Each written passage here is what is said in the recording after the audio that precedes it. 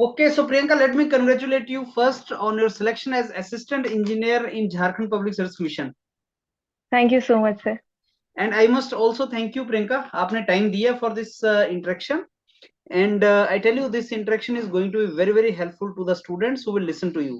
या क्योंकि आप आपसे उनको काफी कुछ आपके एक्सपीरियंस से उनको सीखने को मिलेगा, प्रियंका।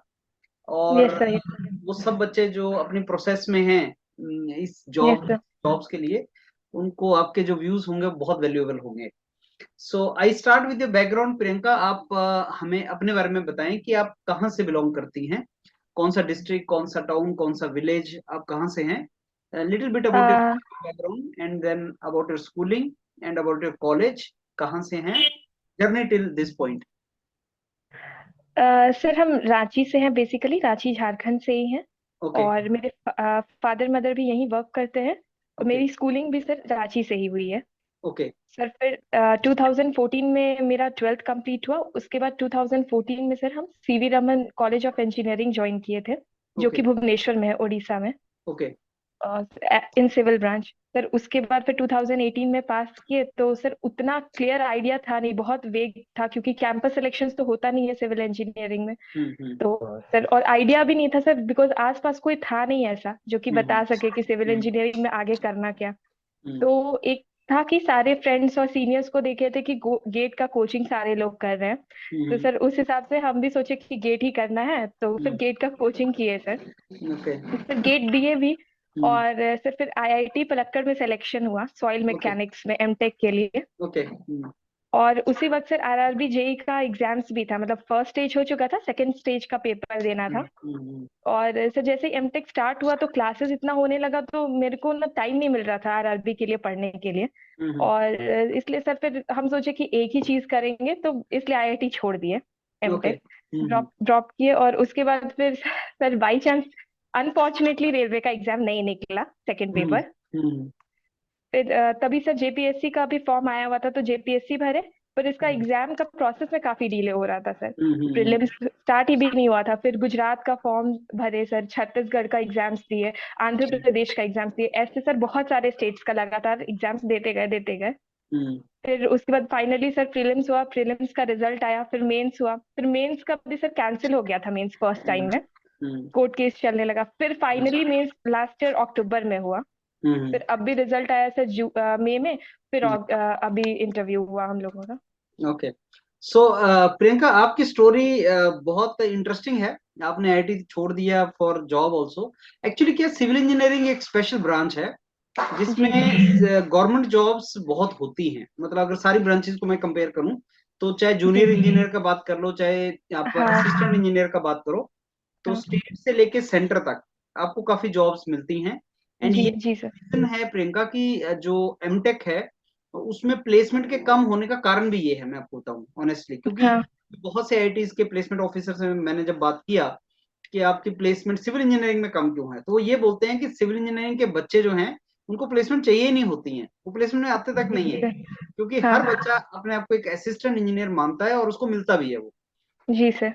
ये वो उतना रुझान नहीं रखता। और कंपनीज फिर हमें ब्लेम करते हैं कि साहब आपने हमारा जो बच्चा है वो ज्वाइन तो नहीं कर रहा है, हमने प्लेस भी किया लेकिन ज्वाइन नहीं कर रहा है। सो एक स्पेशल ये ब्रांच है। और आपकी भी जर्नी कुछ ऐसी रही कि आपको जब लगा कि मैं निकाल सकती हूँ, और वो फील आ जाता है जब आप तैयारी करते हैं, तो प्रियंका वो फील आ जाता है कि मैं अब निकाल लूंगी। जी जी सर। लेकिन थोड़ा सा रिस्क सर इसलिए भी होता है क्योंकि ये एग्जाम्स का कोई पैटर्न नहीं है कब जैसे निकलेगा। जी जी सर। तो ये एक सिर्फ रीजन। मेरे हिसाब से ये रहता है कि सर जब आप प्रेपरेशन कर रहे होते हैं, तो आपको खुद को, मतलब इंसान को आइडिया होता है सर कि वो कर लेगा या नहीं कर पाएगा। जब आप एक दो एग्जाम्स दे देते हैं ना, तो खुद आइडिया लग जाता है कि हम्म। कितना और करना चाहिए या कहाँ एफर्ट्स में कमी है। खुद का एनालिसिस सर बहुत ज्यादा इंपॉर्टेंट होता है किसी भी एग्जाम को निकालने के लिए। तो तो वो वो अपना चीज सर। एनालिसिस स्टूडेंट किस तरीके से कर सकता है, प्रियंका? जैसे आपने बताया कि मैंने बहुत से एग्जाम्स लिखे और मैं एग्जाम्स लिखती जा रही थी, तो क्या ये हर एग्जाम लिखने के बाद एक एनालिसिस लग जाता है कि मैं बहुत क्लोज हूँ, या कुछ ऐसा है? जी सर, बिकॉज सर जो भी एग्जाम्स का रिजल्ट आता है तो एक कट ऑफ मार्क्स जरूर होता है सर। सपोज कि 200 मार्क्स का पेपर हो रहा है, हाँ जी। तो मान लीजिए कि 100 या 110 हम्म, कट ऑफ जा रहा है, और हम्म, अगर किसी स्टूडेंट को 80 या 90 आ रहा है, तो सर उसको पता होता है कि उसको और 30 या 40 मार्क्स के लिए ही मेहनत करना है कट ऑफ क्रॉस करने के लिए, और थोड़ा अच्छा स्कोर करना है तो 30 से 50 मार्क्स और लाना पड़ेगा। तो सर सबसे पहला काम है कि कहाँ गलती हो रहा है। जैसे सर मेरा क्या था कि मेरा स्पीड अच्छा था, ये चीज सर, अपना स्ट्रेंथ और अपना वीकनेस तो सबको पता होता है सर। हम्म, टेस्ट देने से भी काफी कुछ आइडिया लगता है। हम्म, जैसे सर मेरे को ये चीज आइडिया था कि मेरा स्पीड अच्छा है, हम कम टाइम में ज्यादा क्वेश्चन सॉल्व कर लेते हैं। तो हम्म, सर अब मेरे साथ प्रॉब्लम ये हो रहा था सर कि मेरा नेगेटिव मार्किंग ज्यादा हो जाता था, मतलब नेगेटिव बहुत मारते थे। हम्म, तो उस चीज को हम सुधारे कि हम नेगेटिव एक्यूरेसी कैसे इंक्रीज करें। स्पीड तो ठीक है, एक्यूरेसी पे वर्क किए सर। उसके लिए सर एक ही मात्र ऑप्शन है कि जितना नंबर ऑफ टेस्ट दे सके, इतना सही बात ज्यादा है। नंबर ऑफ टेस्ट देते हैं, उसी से एक्यूरेसी इंक्रीज हो सकता है। हम्म, और सर दूसरा चीज मेरे हिसाब से रिवीजन बहुत ज्यादा इंपॉर्टेंट होता है किसी हम्म, भी एग्जाम के लिए। रिवीजन बेस्ट है सर। आप कितना भी पढ़ लें और 10 दिन पहले पढ़ा हुआ चीज याद नहीं रहता है सर, ये फैक्ट सही है। है। चाहे आप कितना भी कुछ भी कर ले, कितने अच्छे तरीके से भी पढ़ ले, इससे रिवीजन बहुत ज्यादा इंपॉर्टेंट है। तो ये हम्म, दो चीज मेरे लिए की फैक्टर हम्म। था। अच्छा प्रियंका, बहुत इंपॉर्टेंट बात आपने एक बताई जो मेरे को बहुत अच्छी लगी। दैट इज कि जी अगर सर। आप सपोज कुछ 10 नंबर से आपका एग्जाम से आप छूट जाते हैं, तो वो जी आपके सर। लिए एक मोटिवेशन का कारण बनता है, डिमोटिवेशन का नहीं। क्योंकि आपको जी ये लगता सर। है कि हाँ। सब 10 ही नंबर हैं, मेरी तो गलतियां इतनी हुई हैं, वो सब्जेक्ट तो मैं पढ़ के नहीं गया हम्म, था, अगली बार पढ़ के जाऊंगा तो 10 नंबर तो क्रॉस हाँ। कर ही लूंगा। तो जी। उस होप जी में, सर। उस मोटिवेशन में I think you keep on pushing.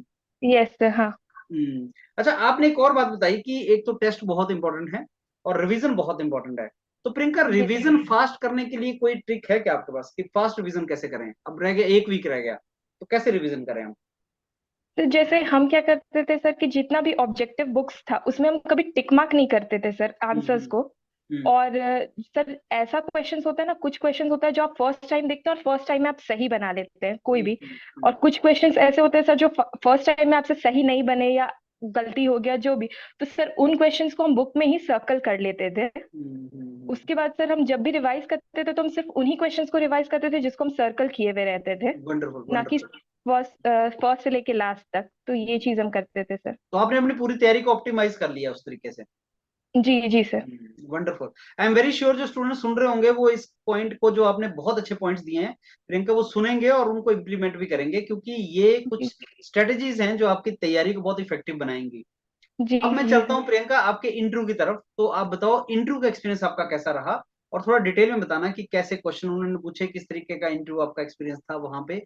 और मैंने सुना है कि झारखंड के इंटरव्यू में उन्होंने आपका जनरल अवेयरनेस भी टेस्ट किया है, उन्होंने आपका जी जी झारखंड का नॉलेज भी टेस्ट किया है, जी। उन्होंने टेक्निकल नॉलेज भी टेस्ट किया है, वो सारा थोड़ा सा बताएं। जी सर, पहले तो मेरे इंटरव्यू में 3 लोग थे। हम्म, और सर जो फर्स्ट पर्सन थे, जो चेयरपर्सन थे, उनका सर सिविल का कोई बैकग्राउंड नहीं है। तो वो मेरे से ऐसे जनरल अवेयरनेस के बारे में ही पूछ रहे थे कि जैसे रिसेंटली झारखंड में सर सेशन बैठा था, जिस टाइम मेरा इंटरव्यू हुआ था उस टाइम पे ही सेशन था। तो वो लोग पूछे थे कि सेशन में सिविल इंजीनियरिंग रिलेटेड क्या क्या आउटकम्स निकला। कुछ ऐसा निकला जैसे सर रोड बनाने का निकला हुआ था उस टाइम पे, हम्म, तो प्रपोजल्स, तो ये सारा चीज वो लोग वो पूछे थे। दूसरा चीज सर वो पूछे थे कि हम बेसिकली सर सीवी रमन से किए हैं, तो सीवी रमन कौन है सर, जो कि बहुत ही बेसिक क्वेश्चन था उनका, राइट, कि वो राइट। क्या कौन है और किस चीज के लिए फेमस है। फिर सर सेकंड में उन लोगों को पूछा कि जनरली क्या देखते हैं सर कि सिविल इंजीनियर में काफी ज्यादा ऐसा कहते हैं कि करप्शन काफी ज्यादा है। और जब इतने हाईली क्वालिफाइड इंजीनियर्स हैं जो कि ब्रिजेस वगैरह बनाते हैं, तो भी ब्रिजेस टूट क्यों जाते हैं।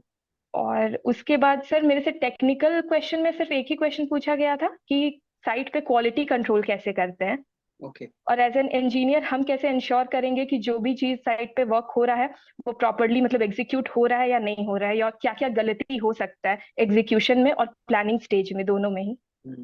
और फिर सर हमसे हिस्ट्री पूछा था गया था, झारखंड का हिस्ट्री पूछा गया था, भगवान झारखंड। बिरसा मुंडा के बारे में और उनका मूवमेंट्स के बारे में।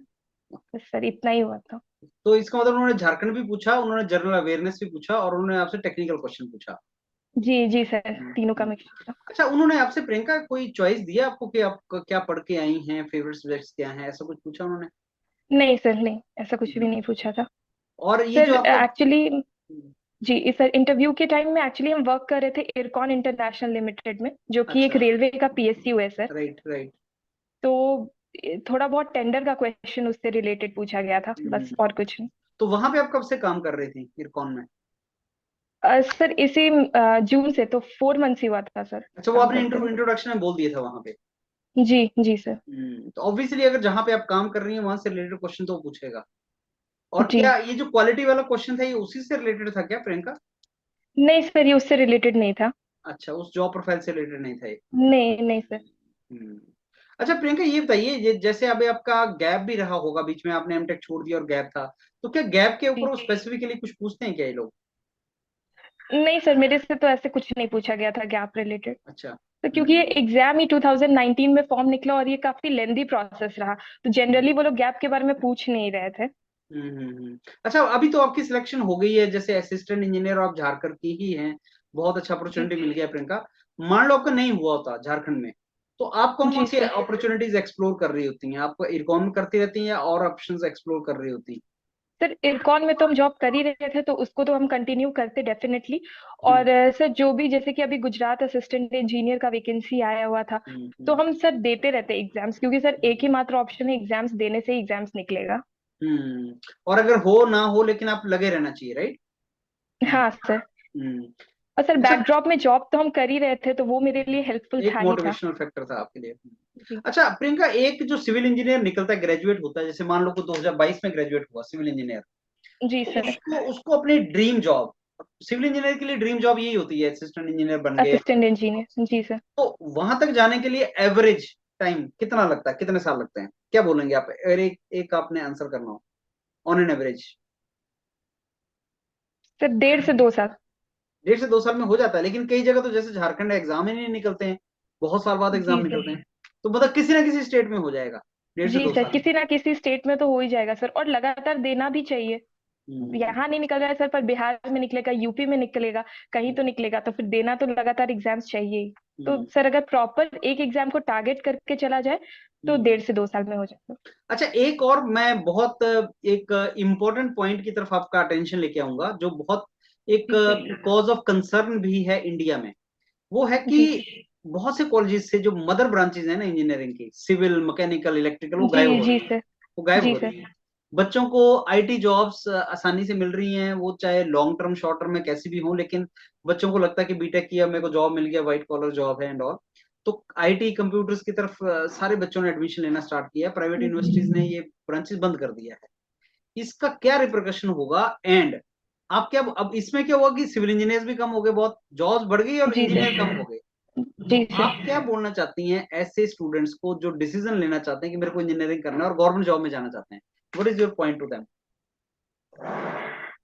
सर मेरे हिसाब से कोशिश करना चाहिए सर, बिकॉज जब हम 2014 में सिविल इंजीनियरिंग ले रहे थे एज अ गर्ल, तो सर मेरे को सारे लोग, सारे के सारे लोग मना किए थे कि ये बिल्कुल बेकार ऑप्शन है और बिल्कुल भी नहीं जाना चाहिए। ओके। और सर उसी टाइम ऐसा हुआ कि 2018 में जब पास किए, तो तुरंत फिर सर कोविड भी आ गया 2019-20 के आसपास।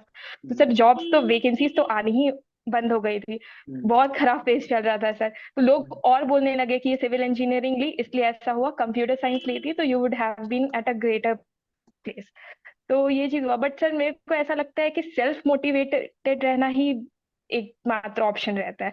जो एक बार डिसीजन ले लिया उस पर स्टिक करना चाहिए, और सर सबको अपने मन से डिसीजन लेना चाहिए। अगर कंप्यूटर साइंस में इंटरेस्ट है तो वेल एंड गुड, उसमें करो, नहीं इंटरेस्ट है तो जबरदस्ती खुद को पुश नहीं करो।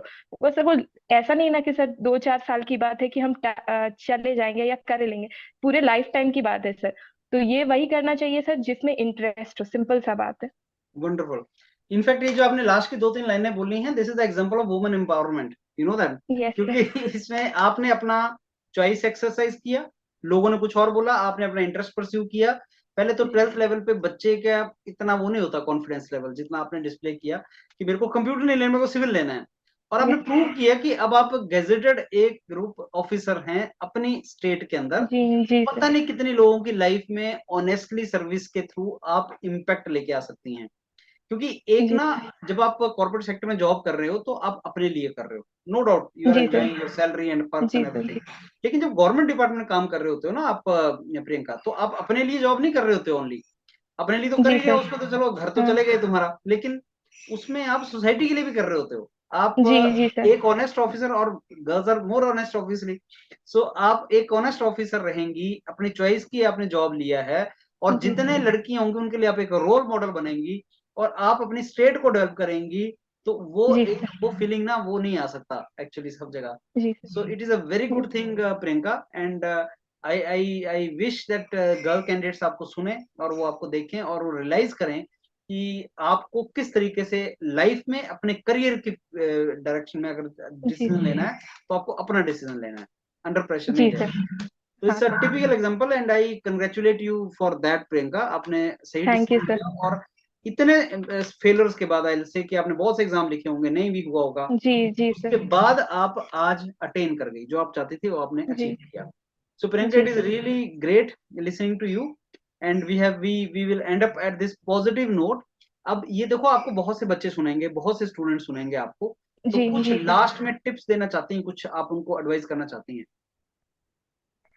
सर मेरा पहला यही एडवाइस है कि सेल्फ मोटिवेटेड रहना जरूरी है, और ये सर यूट्यूब वीडियोस या किसी को सुन के नहीं आता, ये खुद से होता है कि हमको ये करना है तो करना है, और सही है, इसका कोई ऑल्टरनेटिव नहीं है। सही है। यही है सर, यही मेरे लिए यही वर्क किया है सर। सेल्फ मोटिवेटेड बहुत इंपॉर्टेंट चीज है, इंटरनल मोटिवेशन बड़ी स्ट्रांग होनी चाहिए। एक्सटर्नल जी कभी सर। कभी मिल जाए वो ठीक है, that is a tip on your cake, but जी सर। दिस इज जो लॉन्ग है वो तो आपकी इंटरनल रहेगा, वही जी मेन सर। चीज है।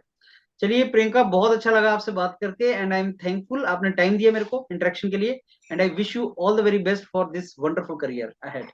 Thank you sir, thank you so much.